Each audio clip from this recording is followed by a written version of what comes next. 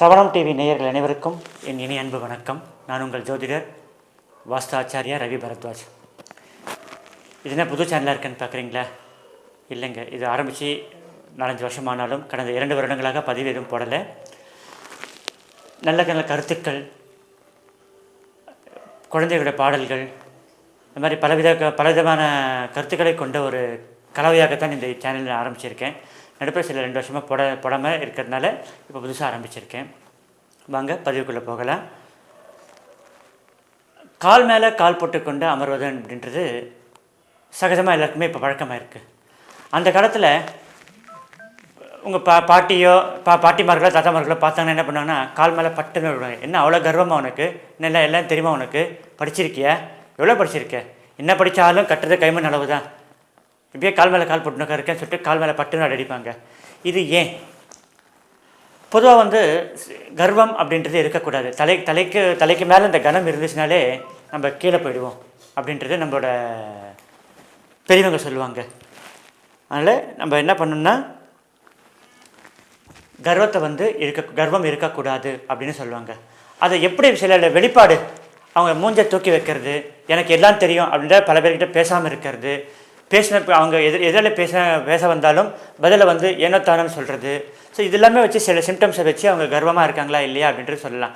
அதில் ஒரு பாட்டு இந்த கால் மேலே கால் போட்டுக்கொண்டு உட்காருது.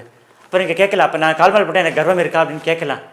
இந்த காலத்தில் நான் கர்வம் இருக்குது இல்லைன்ற பிரச்சனை வரல. இது எதுக்காக அந்த காலத்தில் இப்படி சொன்னாங்கன்றதுக்காக தான் ஒரு ரீசன் சொல்ல வந்தேனே தவிர இது யார் மனசையும் புண்படுத்தவோ காயப்படுத்தவோ அல்ல. அதை முதல்ல நீங்கள் புரிஞ்சுக்கோங்க. சொல்ல வேண்டிய எப்பொருள் யார் யார் வாய் கேட்பினும் அப்பொருள் மெய்ப்பொருள் காண்பது அறிவுன்றது திருவள்ளுவர் சொல்லியிருக்காரு. அதனால் இதற்குரிய இந்த பதிவில் இருக்கக்கூடிய கருத்துக்களை எடுத்துக்கொள்வது மிக நல்லது. ஏன்னா பணிவுன்றது ரொம்ப உயர்ந்த நிலைக்கு கொண்டு செல்லும். அந்த பணிவு நமக்கு வரணும் அப்படின்னா இந்த மாதிரி நல்ல நல்ல கருத்துக்களை கேட்கணும். கேட்ட கருத்துக்களை லைக் பண்ணணும், கமெண்ட் பண்ணணும், இன்னொருத்தருக்கு ஷேர் பண்ணணும் அப்படின்னு நான் கேட்டுக்கிறேன். வாங்க நம்ம ஸ்ரவணம் டிவியை ஷேர் பண்ணுங்கன்னு கேட்டுக்கிறேன். பொதுவாக அந்த காலத்தில் எல்லாமே சொன்னது ஒரு ஆன்மீக ரீதியாகவும் ஒரு மரியாதை நிமித்தமாகவும் பெரியவர்களை எப்படி மதிக்கணும்னு கற்றுக் கொடுக்கறதாகவும் இப்படி தான் நிறைய பேர் பெரியவங்க சொல்லியிருக்காங்க. இப்போ ஒன்றும் இல்லை, உதாரணத்தை சொன்னால் ஏகாதசி உபவாசம் இரு அப்படின்னு சொல்லுவாங்க. மாதத்துக்கு 2 ஏகாதசி வரும். வளர்ப்பிறையிலையும் தேய்ப்பிறையிலையும் 2 ஏகாதசி வரும்.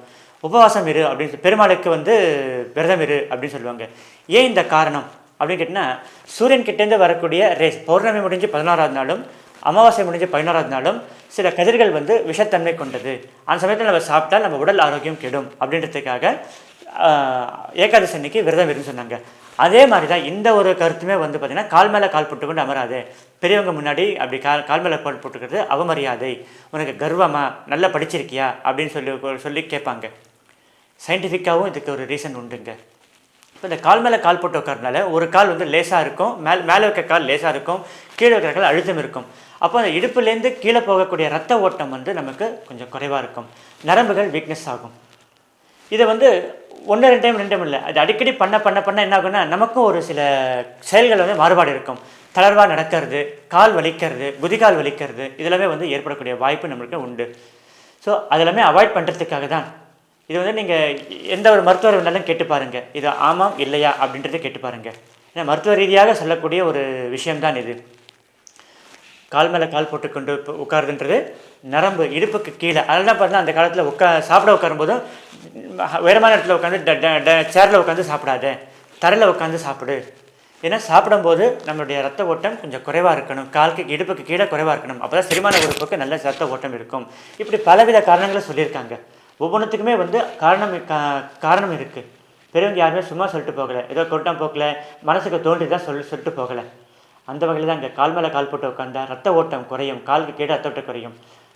அதில் அப்போது நமக்கு சில வியாதிகள் வரும், கால் வலி வரும், நரம்பு தளர்ச்சி வரும். ஸோ அதனால் என்னோட எப்பவுமே அப்புறம் என்ன ஆகுனா, உட்காந்தே வேலை பார்க்க தோணும். நான் நடந்து போகணுமா, ரொம்ப சோம்பேத்தனமாக இருக்குது, அப்புறம் பார்க்கலாங்க அதுக்காக அப்படின்னு சொல்லிட்டு ஒரு எண்ணம் வரும்.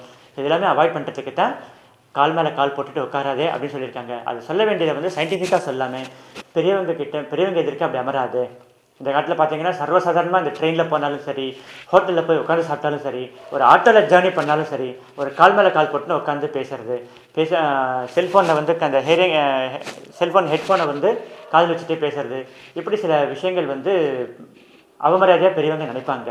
ஸோ இதெல்லாமே தவிர்க்கிறது நல்லதுங்க. பெரியவங்க ஆசீர்வாதம் நமக்கு எப்போவுமே தேவை.